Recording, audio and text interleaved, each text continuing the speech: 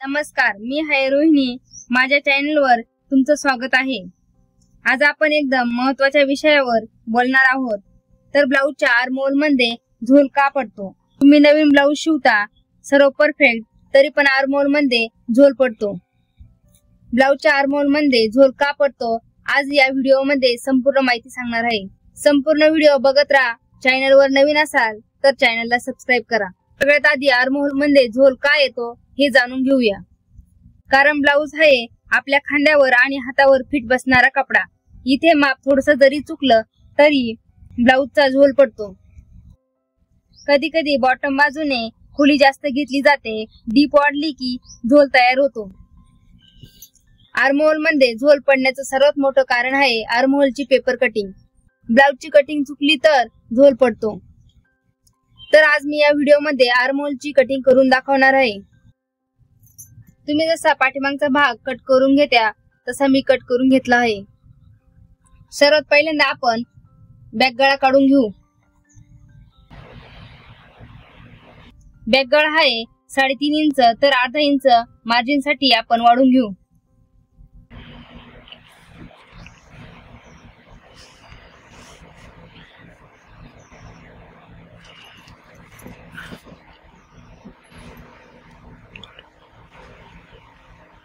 गळा काढण्यासाठी 2.5 इंचावर मार्किंग करून घेऊ.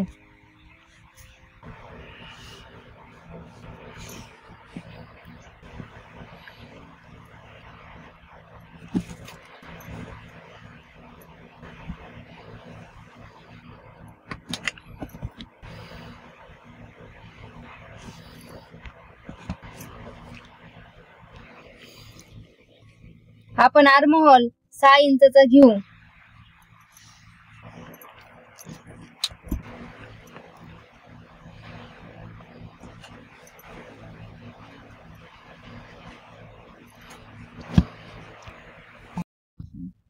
आर्महोल पासून शोल्डरच्या वरती सरळ रेषेवर अर्धा इंचावर मार्किंग करून घेऊ. ब्लाऊजची छाती आहे 40 इंच, तर आपण 40च्या 4 पट कमी करून 10 इंचावर मार्किंग केली आहे.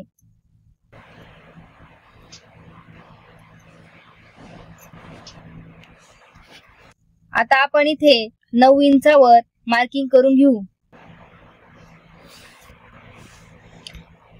आपला आर्महोल आहे 6 इंच, तर आपण खालून वरती 3 इंचावर मार्किंग करून घेऊ. मनल्या रेषेपासून आपण 1 इंचावर आर्महोलची कटिंग करण्यासाठी मार्किंग करून घेऊ. आता आपण गोल आकार देऊन घेऊ.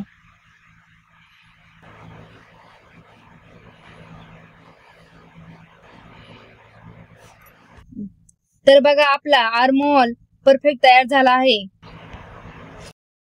अशा प्रकारे आर्महोलचे योग्य माप घेऊन कटिंग केल्याने ब्लाऊज मध्ये कधीही झोल पडणार नाही. व्हिडिओ आवडला असेल तर लाईक करा, कमेंट करा. भेटूया पुढच्या व्हिडिओ मध्ये. धन्यवाद.